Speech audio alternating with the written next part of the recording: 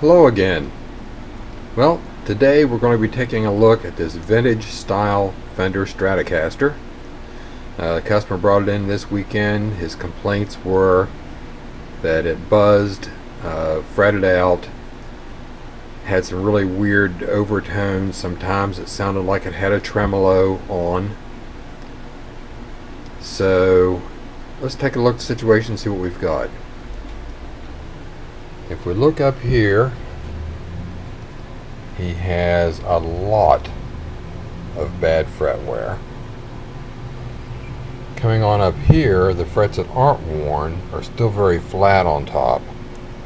So those are giving us some pretty dead spots.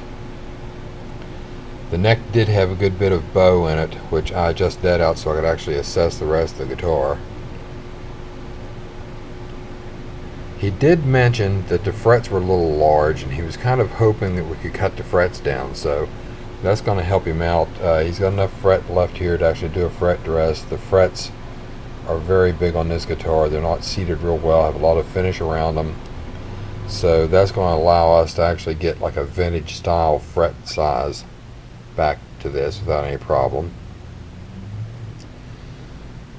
This is going to allow us another opportunity to talk about something I've been wanting to talk about for a while that I refer to as the Fenderitis. That's where a lot of the problems are in this guitar, as far as the wobbling on the strings and sounding like it has a tremolo on the amplifier. I'll get back to you in a few minutes and show you what's going on there. Okay, I'm going to try to show you what we've got happening here. First of all, he was talking about buzzing on his notes up here.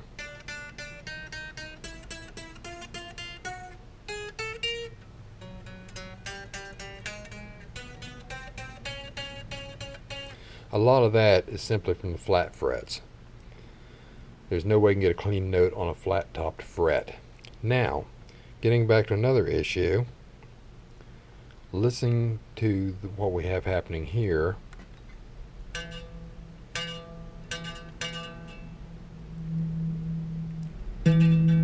Hear the tremolo effect?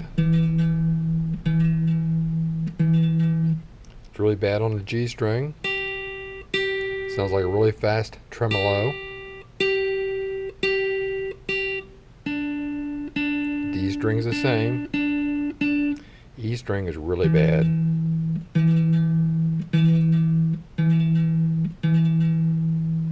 Okay? That's string pull.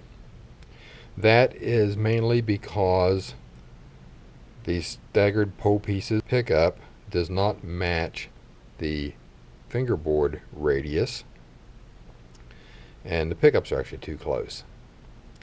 So we're going to carry on with a couple cures here. So for the time being, that's what I wanted to show you there.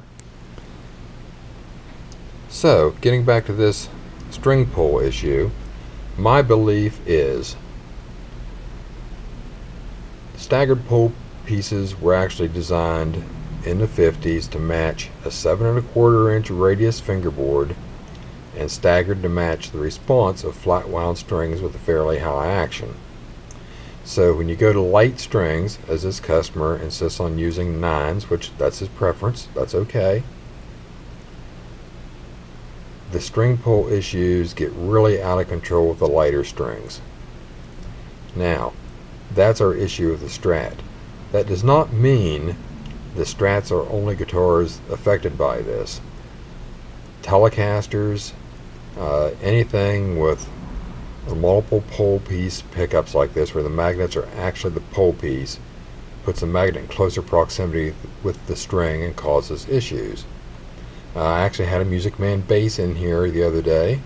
The same thing was going on with it because the pickups were too close.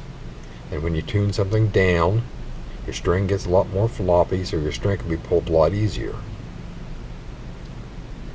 Humbuckers can also have the same problem. If you've got a high output ceramic magnet pickup with really big magnets in it, they can still pull. I've seen that a lot. I personally ran into this in the 70s when I bought a Strat. Learned a lesson real quick, not to raise the pickups too close. Learned real quick about the staggered pole pieces. Of course, at that time, my Strat was a 7¼ inch radius, so it was actually designed to work together. These days, Strats and Strat copies can vary anywhere from 7¼ to 16-inch radius on the fingerboards. Fender themselves sell guitars with 9.5 and 12-inch radiuses. So that gets us into a little problem with the pickups. So what I'm going to do with this guitar is I am going to fret dress it and set it up. We're going to try to make the frets a little smaller for him, make it a little more comfortable for what he actually wants. The pickups are coming out. They're going to my home laboratory tonight, and we're going to change the staggering of the pole pieces. I know, you're cringing. Anyway, I'm going to take care of it, and when I get back to you, this guitar is going to be a completely different animal. I'll talk to you later. Well, we're back with our Strat project. At this point, I have put the guitar back together, done a complete setup on it. The guitar is actually finished at this point. If we take a close look, you see we no longer have the staggered pole pieces. Maybe that'll get you a better look. The D and G string pole pieces are much lower.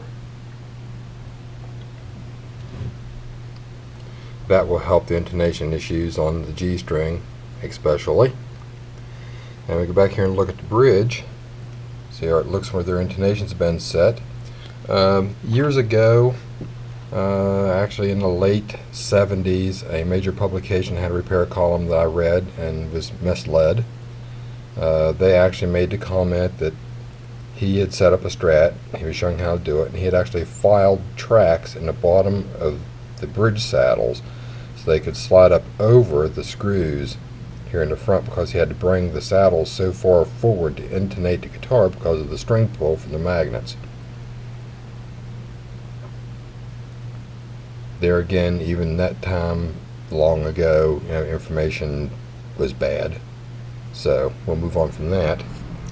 But anyway, getting back to the staggered pole pieces, I'm sure a lot of you are saying right now, well, that guy's crazy, staggered pole pieces are the sound of a Stratocaster. Well, if you want poor intonation, string wobble, and tremolo effect, sure, okay, I'll go with that, but I would rather not. That's why I did this. So, getting back into what we're talking about, the guitar was fret dressed and set up. All the string buzzes are gone.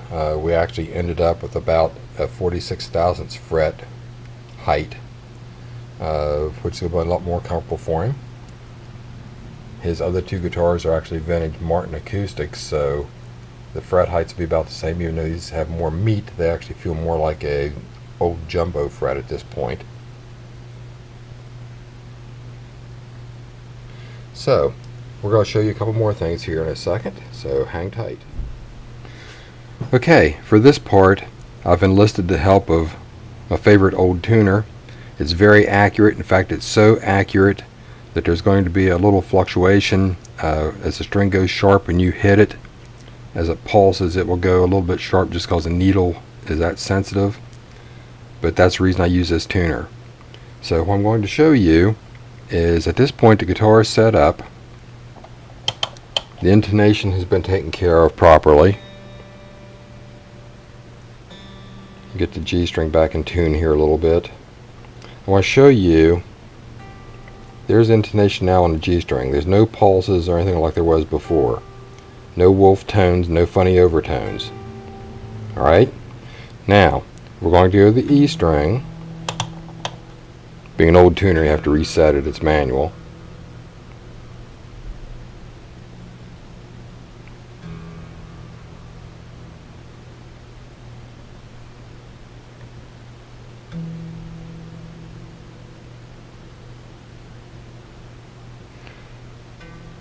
There's the fluctuation I'm talking about.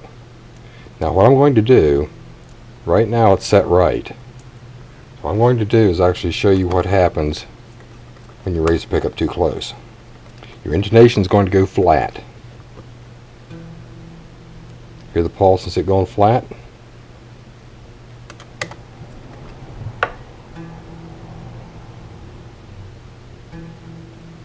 So what I do when I set up a Strat is I do the entire guitar with the pickups down low, do the intonation, do everything. Adjust your pickup heights last. And I actually have a measurement where I usually know where that has to go, depending on the type of pickups in the guitar. Another note here I want to add is when you're adjusting the height on the pickups, first adjust the height after the guitar has been set up and everything. Adjust your height on the pickups up fairly high to where you think they should be. I usually hold the strings down at the last fret and measure from the pole pieces to the bottom of the string. There's a lot of recommended settings for these. Just put it where you think it should be, and then basically drop the pickup heights down until all these wobble issues go away. Frankly, what I do is I note at the last fret. At the rear pickup on the treble side, I try to measure 2/64 of an inch, 2.5 64ths on the treble side on the middle pickup, and 3/64 high on the front pickup. On the rear pickup on the bass side, I try to do 5/64ths, middle pickup 6, and front pickup 7/64ths at this point. Now you're going to find that you still may have some string pull. Like I say, at that point, leave the treble sides alone, drop the bass sides about a half a turn apiece on each pickup until the problems go away.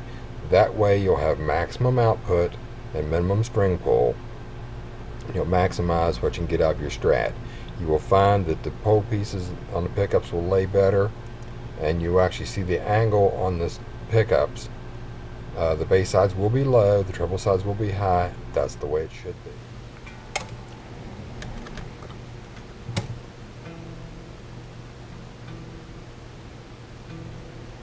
There, our flatness has gone away. So, there you go. It's not just Fenders, like I said earlier. There's millions probably of Fender style guitars out there, Super Strats, all the imports and stuff. If you've ever ran into a Super Strat with a humbucker, single humbucker combination, the middle pickup is a big offender for this, so you have to watch that. So I hope this helps you. This guitar actually plays now with no buzzing, no note problems, intonation's there. All the buzz problems that he had are gone. And all the intonation problems are gone. So there you go. I hope all that helps you. Enjoy. All.